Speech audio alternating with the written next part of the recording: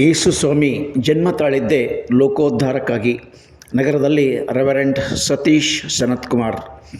ಯೇಸು ಸ್ವಾಮಿ ಅವರು ಜನ್ಮ ತಾಳಿದ್ದೇ ಲೋಕೋದ್ಧಾರಕ್ಕಾಗಿ ಎಂದು ಬೀದರ್ನ ರೆವರೆಂಡ್ ಸತೀಶ್ ಸನತ್ಕುಮಾರ್ ಅವರು ಅಭಿಪ್ರಾಯಪಟ್ಟರು. ನಗರದ ವಿಶ್ವಭಾರತಿ ವಿದ್ಯಾಲಯದಲ್ಲಿ ಮಂಗಳವಾರ ಏರ್ಪಡಿಸಿದ್ದ ಕ್ರಿಸ್ಮಸ್ ಆಚರಣೆಯಲ್ಲಿ ಅವರು ಮಾತನಾಡಿದರು. ಸಂಸ್ಥೆ ಅಧ್ಯಕ್ಷ ರಾಜ್ಕುಮಾರ್ ಕೆ ಭೂರೇಶ್ ಮಾತನಾಡಿ, ಸಂಸ್ಕಾರ ರಹಿತ ಶಿಕ್ಷಣದಿಂದ ಮನುಷ್ಯ ರೂಪದ ರಾಕ್ಷಸರನ್ನು ತಯಾರಿಸಬಹುದೇ ಹೊರತು ಮಾನವೀಯ ಮೌಲ್ಯಗಳುಳ್ಳ ವ್ಯಕ್ತಿತ್ವದ ವ್ಯಕ್ತಿಗಳನ್ನಲ್ಲ ಎಂದರು. ಸಂಸ್ಥೆಯ ಪೋಷಕ ಕಲ್ಲಪ್ಪ ಭೂರೇಶ್, ರೆವರೆಂಡ್ ಫ್ರಾನ್ಸಿಸ್, ಮುಖ್ಯ ಶಿಕ್ಷಕಿ ಚಿನ್ನಮ್ಮ, ಬೆಂಜಮಿನ್, ಡ್ಯಾನಿಯಲ್ ಕೆ ಭೂರೇಶ್ ಸೇರಿದಂತೆ ಇನ್ನೂ ಅನೇಕ ಜನ ಪ್ರಮುಖರು ಈ ಸಂದರ್ಭಕ್ಕೆ ಸಾಕ್ಷಿಯಾದರು.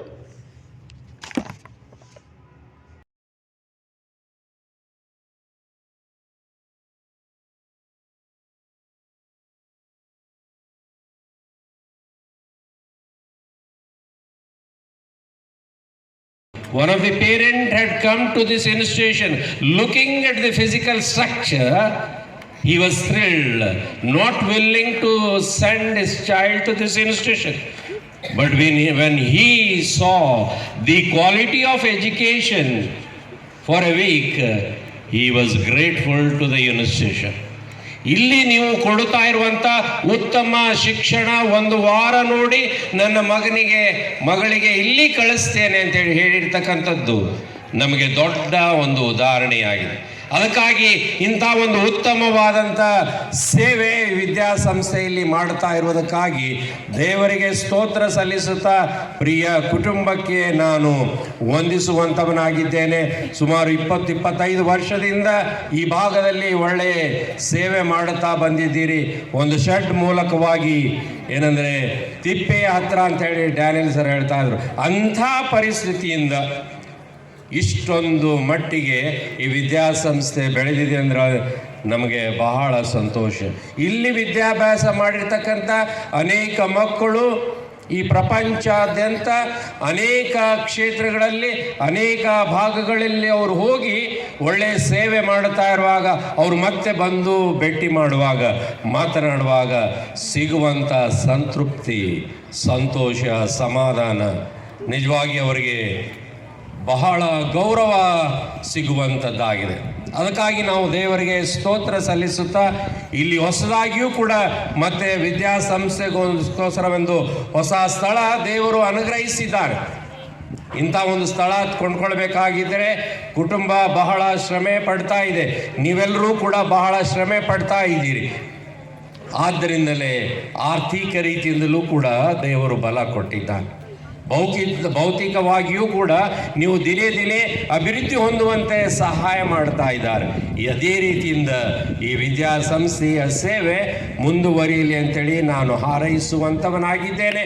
ಕ್ರಿಸ್ಮಸ್ನ ಸಂದೇಶ ಅನ್ನುವಾಗ ಈಗ ಕ್ರಿಸ್ತ ಶಕ 2025 ಅಂದರೆ ಸುಮಾರು 2025 ವರ್ಷಗಳ ಹಿಂಚೆ ಯೇಸು ಕ್ರಿಸ್ತನು ಅಂದರೆ ದೇವರ ಒಬ್ಬನೇ ಮಗನಾಗಿರ್ತಕ್ಕಂಥ ಯೇಸು ಕ್ರಿಸ್ತನು ಈ ಭೂಲೋಕಕ್ಕೆ ಬಂದು ನರಾವತಾರ ಎತ್ತಿ ಅಂದರೆ ಮನುಷ್ಯರ ಹಾಗೆ ಆತನು ಹುಟ್ಟಿ ಜೀವನ ಮಾಡಿದನು, ಬೋಧನೆ ಮಾಡಿದನು. ಇಡೀ ಮಾನವ ಕುಲಕ್ಕೋಸ್ಕರ ಶಿಲುಬೆ ಮೇಲೆ ತನ್ನ ಪ್ರಾಣ ಕೊಟ್ಟು ಪರಿಶುದ್ಧವಾದಂಥ ರಕ್ತವನ್ನು ಸುರಿಸಿ ಮಾನವ ಜನಕ್ಕೆ ರಕ್ಷಣೆಯನ್ನು ದಯಪಾಲಿಸಿದ. ಕ್ರಿಸ್ತಪೂರ್ವ, ಕ್ರಿಸ್ತ ಶಕ ಅಂತುಂಟು. ಕ್ರಿಸ್ತಪೂರ್ವ ಅಂದರೆ ಯೇಸು ಕ್ರಿಸ್ತನು ಇರುವುದಕ್ಕಿಂತ ಮುಂಚೆ ಇರುವಂಥದ್ದು.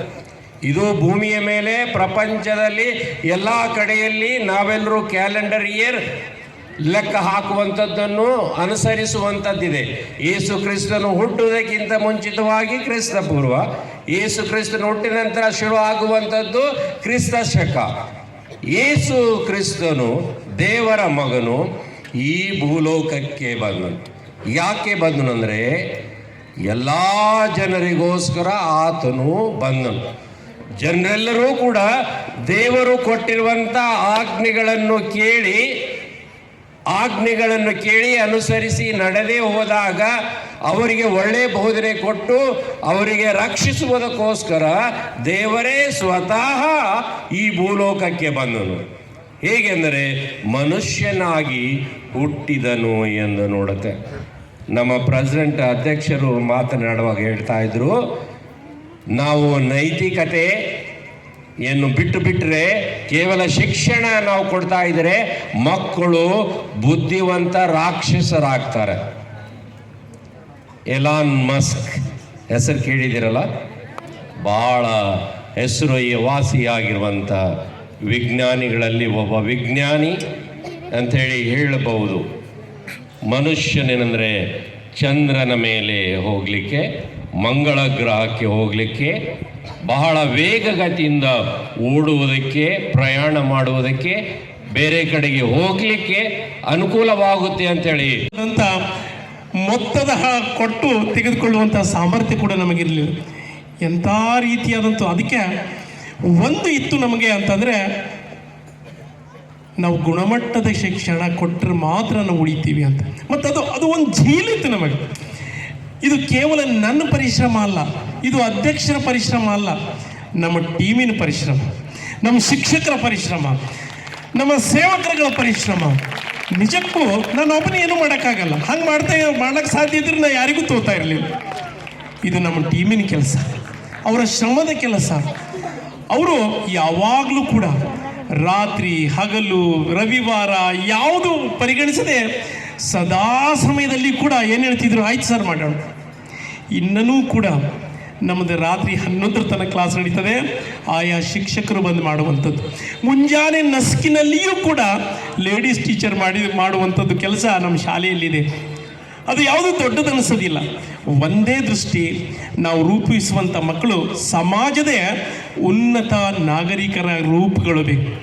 ಅವರು ತಮ್ಮ ಜವಾಬ್ದಾರಿಯನ್ನು ನಿರ್ವಹಿಸುವಂಥ ಸಾಮರ್ಥ್ಯ ಇರಬೇಕು. ಅದಕ್ಕೆ ನಮ್ಮ ಮೊಟ್ಟ ಮೊದಲಾದಂಥ ಉದ್ದೇಶ, ಮಕ್ಕಳು ಕೇವಲ ಬುದ್ಧಿವಂತರ ಮಾತ್ರ ಸೀಮಿತ ಆಗಿರಬಾರ್ದು, ಅವ್ರ ಕುಟುಂಬಕ್ಕೆ, ಸಮಾಜಕ್ಕೆ ಜವಾಬ್ದಾರಿಯುತದಂಥ ಪ್ರಜೆಗಳಾಗಿ ರೂಪಿಸಬೇಕು ಅನ್ನುವಂಥದ್ದೇ ನಮ್ಮ ಮುಖ್ಯವಾದಂಥ ಉದ್ದೇಶ.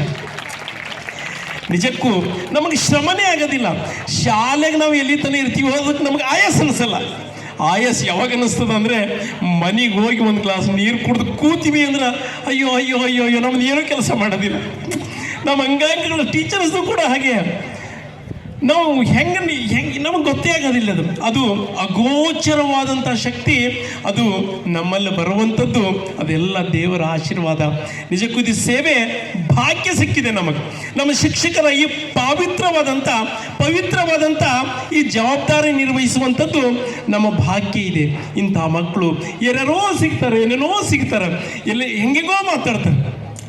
ನಿಜಕ್ಕೂ ಆ ಮಕ್ಕಳು ನೋಡಿದ್ರೆ ಖುಷಿಯೋ ಖುಷಿ. ಯಾರು ವೈದ್ಯರಾಗಿ ಬರ್ತಾರೆ, ಯಾರು ಇಂಜಿನಿಯರ್ಸ್ ಬರ್ತಾರೆ, ಯಾರು ಸಾಮಾನ್ಯ ಗುತ್ತೇದಾರಗಳಾಗಿ ಬರ್ತಾರೆ. ಸರ್ ನಾನೇ ಇದ್ದೀನಿ ಅಂತ. ಅದೇ ನಮಗೆ ಕೊಟ್ಟಂಥ ಬಹುಮಾನ, ಅದು ನೋಬೆಲ್ ಪಾರಿತೋಷಕ ಅಂತ ಕೂಡ ನಾವು ಹೇಳ್ತೀವಿ. ನಮಗೆ ಕೆಲಸ ಮಾಡೋಕ್ಕೆ ಇನ್ಸ್ಪೈರೇಷನ್ ಅಂತ ಕೂಡ ಹೇಳ್ತೀವಿ. ನಿಜಕ್ಕೂ ನಾವು ಇಲ್ಲಿಗೆ ನಿಲ್ಲೋದಿಲ್ಲ. ನನ್ನಲ್ಲಿ ಕೇವಲ ಆಸೆ ಅಲ್ಲ, ದುರಾಸೆ ಅದನ್ನು ಅಂತ ಕೂಡ ನಾನು ಅನ್ಕೊತೀನಿ. ಯಾಕಂದರೆ ನಾನು ಏನು ನೋಡ್ತಾ ಇದ್ದೀನಿ ಅಂದ್ರೆ, ಸ್ಥಳ ಬೇಕಂತ ಸ್ಥಳ ಸಿಕ್ತು. ಬಿಲ್ಡಿಂಗ್ದಾಗ ಮಕ್ಕಳು ಕೂಡಬೇಕು ಅಂದ್ರೆ ಬಿಲ್ಡಿಂಗ್ ಸಿಕ್ತು.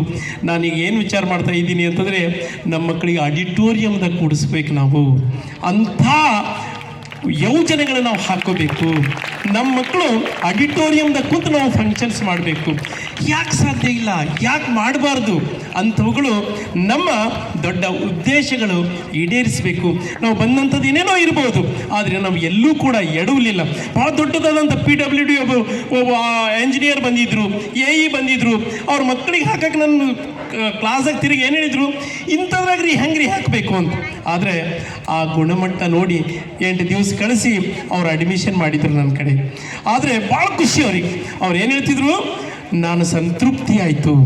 ನಿಮ್ಮ ಶಾಲೆ ನೋಡಿದರೆ ಭೌತಿಕವಾಗಿ ಹಾಕಕ್ಕೆ ಬರಲ್ಲ, ಆದರೂ ಕೂಡ ಇಲ್ಲಿನ ಶಿಕ್ಷಕರ ಶ್ರಮ ರೀತಿಯಾಗಿರುವಂಥದ್ದು. ನಿಜಕ್ಕೂ ನಮ್ಮ ಶಿಕ್ಷಕದ ಡೆಡಿಕೇಶನ್ ಅಂತ ಏನು ಹೇಳ್ತೀವಲ್ಲ, ಅದು ನಮಗೆಲ್ಲ ತೃಪ್ತಿ ಕೊಡುವಂಥದ್ದು. ಇದು ನಮಗೆ ಕೊಡುವಂಥ ಇನ್ಸ್ಪೈರೇಷನ್. ನಾವು ಇನ್ನೂ ಮಾಡಬಹುದು, ಒಳ್ಳೆಯದನ್ನು ಮಾಡ್ಬೋದು. ನಿಜಕ್ಕೂ ಇಂಥ ಹಲವು ರೀತಿಯಾದಂಥದ್ದು ಬಂದಿರುವಂಥದ್ದು. ನಾನು ಕೂಡ ಡೈರೆಕ್ಟಾಗಿ ಒಂದು ಸ್ಕೂಲ್ ತೆರೆದವನಲ್ಲ, ನಾನು ಬೇರೆ ಇನ್ಸ್ಟಿಟ್ಯೂಷನ್ದಾಗ ಕೆಲಸ ಮಾಡಿದವನು. ಸುಮಾರು 8 ವರ್ಷಗಳ ಕಾಲ ಮಾಡಿದೆ ನಾನು. ಮಾಡಿಕೊಂಡು ಅಲ್ಲಿನ ಅನುಭವನೇ ನನಗೆ ಕೆಲಸ ಮಾಡ್ತೀವಿ. ನನಗೆ ಮೊದಲನೇ ಸ್ಯಾಲ್ರಿ ಇದ್ದಿದ್ದು 225. ಅದು ಅವ್ರ ಮನಸ್ಸು ಕೊಡೋದನ್ನ ಕೊಡ್ತಿದ್ರು, ಖುಷಿಲಿಂದ ಮಾಡ್ತಿದ್ದೆ ನಾನು. ಯಾವಾಗ ಅದು ಸರ್ವಿಸ್ ಚಲೋ ಮಾಡಿದೆಯೋ ನನಗನ್ನಿಸ್ತು ನಾ ಇನ್ನೂ ಏನೇನೋ ಮಾಡ್ಬೋದು, ನಾನೇ ಯಾಕೆ ಶಾಲೆ ಮಾಡಬಾರ್ದು ಅಂತ ನಾವೆಲ್ಲರೂ ಸೇರ್ಕೊಂಡು ಮಾಡಿಬಿಟ್ಟಿವಿ. ಅದಕ್ಕೋಸ್ಕರನೇ ಇದು ಇಂಥವುಗಳಿಗೆಲ್ಲ ಟೀಮ್ ವರ್ಕ್ ಮುಖ್ಯ. ಅದಕ್ಕೆ ಸಹಾಯ ಮಾಡುವಂಥ ಎಲ್ಲ ಶಿಕ್ಷಕರಿಗೂ ಕೂಡ ಹೃತ್ಪೂರ್ವಕ ವಂದಿಸ್ತೇನೆ. ಮತ್ತು ನಮ್ಮ ಗುರಿ ರಾಷ್ಟ್ರ ಮಟ್ಟದಲ್ಲಿ ಹೋಗಬೇಕು. ಅದು ಕ್ರೀಡೆ ವಿಭಾಗ ಇರ್ಬೋದು, ಅದು ಏನು ನಮ್ಮ ಇಂಟಲೆಕ್ಚುವಲ್ ಕೂಡ ಇರ್ಬೋದು, ಅಥವಾ ನಾನು ಅದೇ ಅಂತೀನಿ ಎಲ್ಲ ರಂಗದಲ್ಲ ಮಕ್ಕಳು ಬೆಳಿಬೇಕು, ಕೇವಲ ಭೌತಿಕ. ಅದಕ್ಕೆ ಮತ್ತು ಇನ್ನೊಂದು ನಾವು ನೆನಪಿಸ್ಕೋಬೇಕು, ಆಧ್ಯಾತ್ಮಿಕ ಗುರುಗಳ ಮುಂದೆ ಏನೇ ಹೇಳಕ್ಕೆ ನಾನು ಇಷ್ಟಪಡ್ತೀನಿ ಅಂತಂದ್ರೆ, ಒಂದು ಕಡೆ ನಾನು ಏನು ಓದಿದೆ ಅಂತಂದರೆ,